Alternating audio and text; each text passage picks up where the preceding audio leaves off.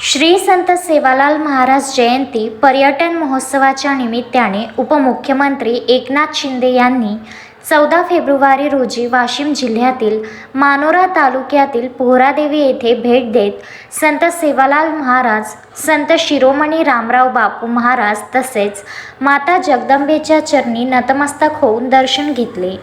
यावेळी मृद व जलसंधारण मंत्री संजय राठोड, आमदार धर्मगुरू बाबूसिंग महाराज, महंत कबीरदास महाराज, महंत जितेंद्र महाराज, महंत शेखर महाराज, महंत सुनील महाराज, जिल्हाधिकारी योगेश कुंभेजकर, मुख्य कार्यकारी अधिकारी अर्पित चौहान आदींची प्रमुख उपस्थिती होती। यावेळी उपमुख्यमंत्री एकनाथ शिंदे यांनी संतांच्या विचारांचा समाज घडविण्यात मोलाचा वाटा असल्याचे सांगितले।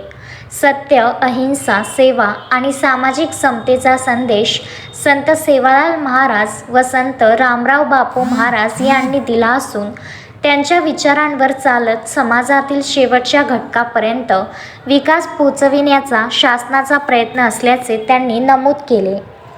पोहरादेवी हे केवळ धार्मिकच नव्हे तर सांस्कृतिक व सामाजिक दृष्ट्याही महत्त्वाचे केंद्र असल्याचे उपमुख्यमंत्री शिंदे यांनी सांगितले।